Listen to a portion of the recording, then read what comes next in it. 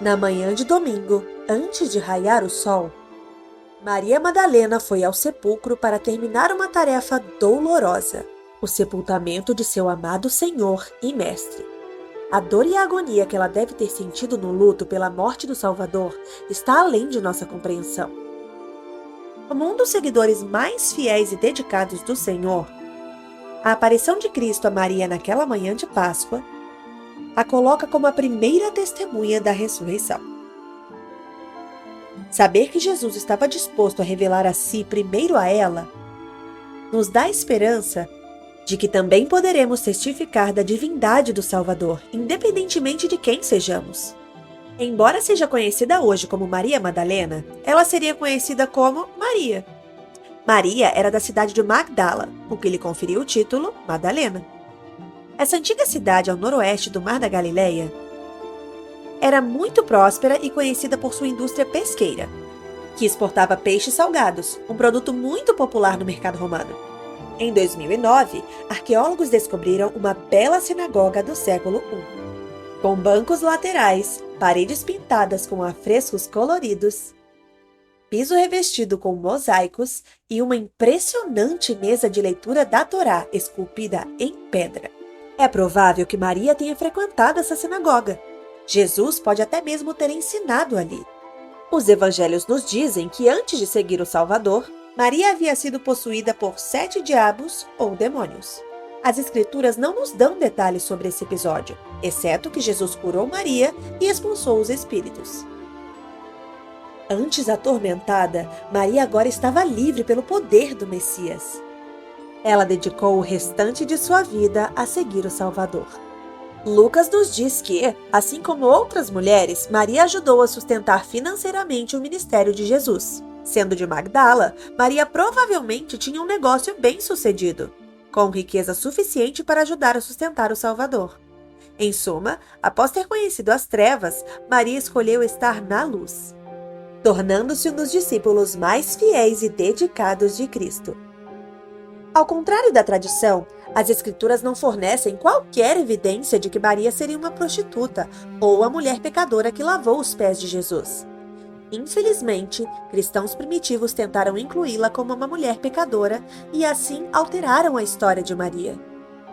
Para entender quem é Maria, vamos agora para as últimas 24 horas da vida do Salvador. De acordo com os evangelhos, após a prisão de Jesus no jardim do Getsêmani, os apóstolos fugiram e se esconderam. João menciona apenas um discípulo do sexo masculino na cruz, o amado de Jesus. No entanto, cita várias mulheres que estiveram ao seu lado, incluindo Maria Madalena.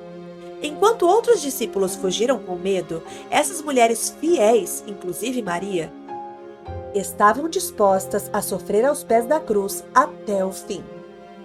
Podemos imaginar o terror que essas mulheres sofreram em seus corações e a força que tiveram que reunir para serem testemunhas oculares da agonia e da morte do Salvador na cruz. Apesar de tudo o que tinham visto e suportado, os evangelhos revelam que essas mulheres, entre elas Maria, ficaram para ajudar a tirar o corpo sem vida de Jesus da cruz. José de Arimateia e Nicodemos aparentemente também estavam lá, pelo menos para ajudar a remover o corpo e levá-lo à tumba.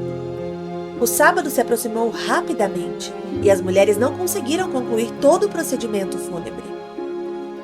Elas deveriam retornar à tumba no domingo, o primeiro dia da semana, para concluir a incumbência que trespassava suas almas. Enquanto se afastavam do corpo sem vida de seu amado mestre, para iniciarem o que devia ser um dia de repouso, certamente houve pouco descanso para Maria e essas mulheres. Antes mesmo do sol nascer, Maria Madalena foi a primeira a chegar naquela manhã de domingo, seguida pelas outras mulheres, uma demonstração de seu anseio por zelar pelo corpo de seu mestre com prontidão. Mas a tumba estava vazia. O corpo de seu precioso Salvador havia desaparecido, com o que só se pode imaginar como medo e angústia preenchendo seu coração já partido. Ela correu para contar aos discípulos. Após ouvirem a notícia, Pedro e João foram ver o túmulo vazio por si mesmos.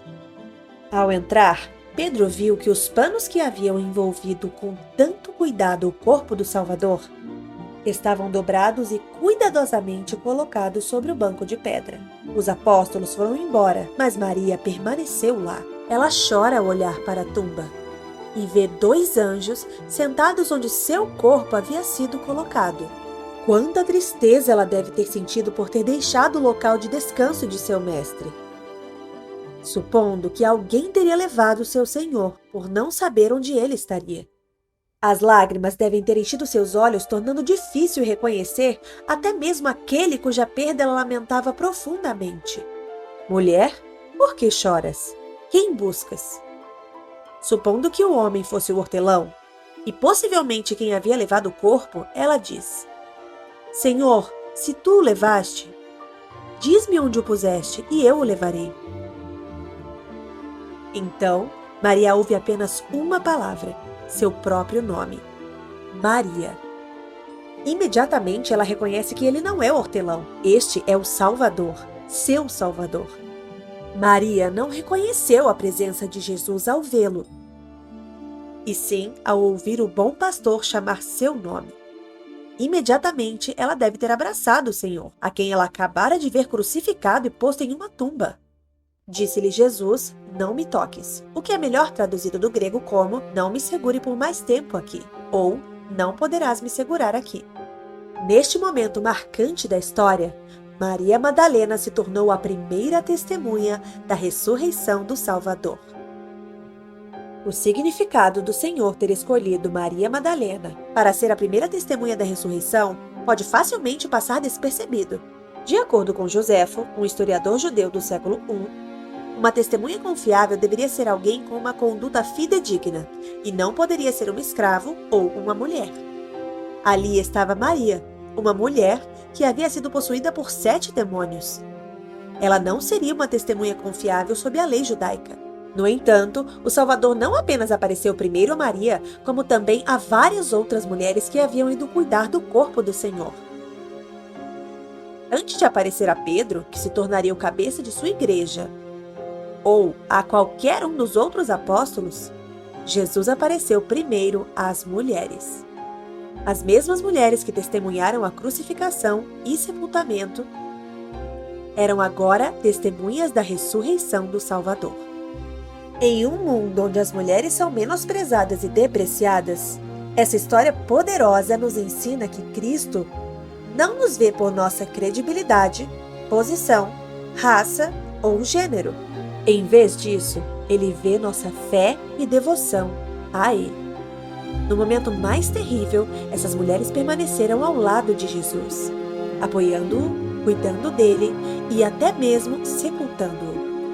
Por isso, elas seriam as primeiras a verem sua luz. Todos nós passamos por momentos aterrorizantes em nossas vidas, em que sentimos tristeza e desespero.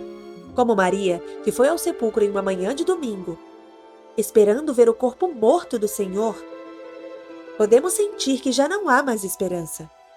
Contudo, naquela manhã de Páscoa, Maria encontrou o Messias vivo e ressuscitado. Ele foi até ela, assim como o Salvador vai até aqueles que o procuram.